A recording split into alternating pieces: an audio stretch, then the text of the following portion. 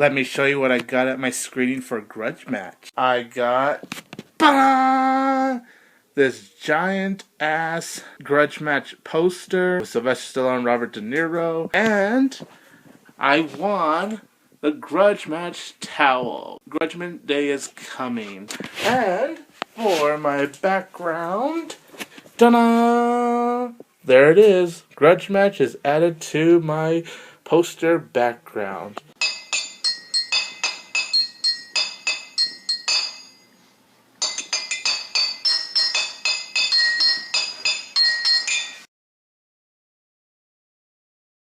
Hey everybody, I am 22 Tiger Dude and I am here to review Grudge Match. Grudge Match stars Sylvester Stallone, Robert De Niro, Kevin Hart, Alan Arkin, Kim Basinger, and Jon Bernthal. So Grudge Match is about when Sylvester Stallone and Robert De Niro, they were these two former boxers. They came out of retirement and they never got to really finish their final match. So 30 years later, they decide to have their final match, the Grudge Match, and just finish this whole thing because Robert De Niro really wanted it. But Sylvester Stallone, he didn't like the idea. He didn't want to go back to it. Robert De Niro just kept pushing him. Sylvester Stallone really hates his guts. So they're doing the Grudge Match. They're getting prepared for the ultimate Grudge Match. Going into Grudge Match, I was pretty curious about this film. You have Sylvester Stallone from Rocky versus Robert De Niro and Raging Bull. Both very good films. After seeing Grudge Match, it's not very good, in my opinion. It could have been a much better film. It's not terrible, but it just wasn't very good. It is really nice to see Sylvester Stallone take a little bit of a break from the action films and do a comedy because, you know, most of his films are based around action. Sylvester Stallone, he does a really good job. He's funny here. Robert De Niro's funny here. And some of the stuff he says, I never thought I would ever hear from Robert De Niro, but it surprised me, it cracked me up. And Kevin Hart, I think he's a pretty funny comedian. He's not my favorite, he could get on my nerves sometimes, but I do like the guy. Kevin Hart, I thought he was really funny for the most part in Grudge Match. Sometimes he gets annoying. There were parts that weren't needed for the stuff he said. It just kind of made me go, okay, we get it, Kevin Hart. You don't have to be funny every time you're on screen. But for the most part, he was very funny. And Alan Arkin is awesome. Alan Arkin is just plain hilarious. I think he was probably the standout. He was insulting Kevin Hart a lot. That was so entertaining to watch. It's just so funny.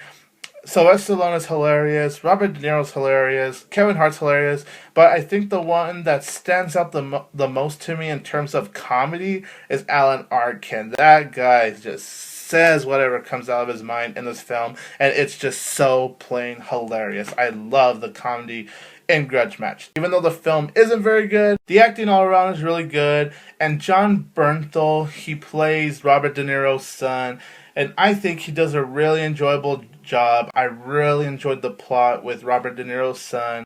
It was really interesting. We also have this other plot in this film with this love triangle. It's between Sylvester Stallone, Robert De Niro, and Kim Basinger. Something happens in their past. There's conflicts. I was not very interested in that plot, at the very least. It actually bored me.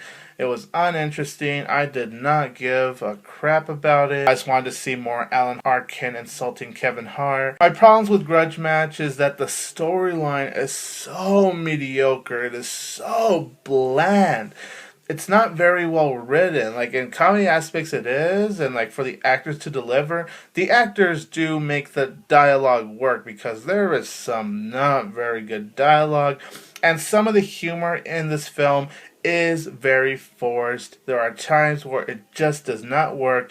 It just makes things awkward, uncomfortable, a little bit of a filler. And once it gets to the Grudge Match scene, oh my gosh. Some people are going to have fun with the Grudge Match scene, and I can understand why. But in my opinion, the Grudge Match scene was boring. This film has one of the most boring matches I've seen in film history.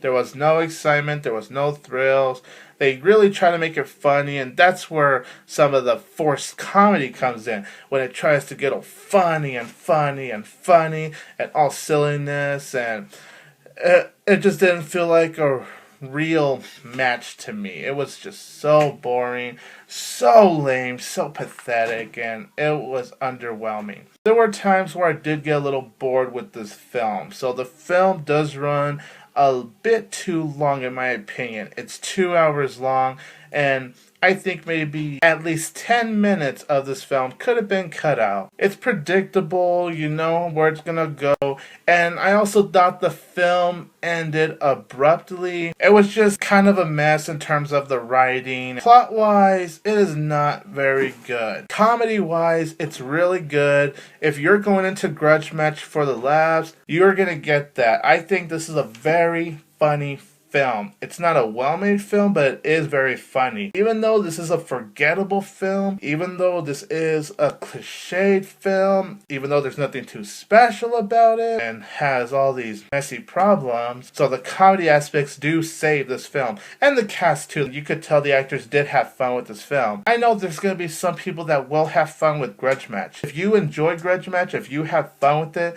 that is good. Grudge Match, it's okay. It could have been better. But is it worth seeing in theaters just for Sylvester Stallone, Robert De Niro?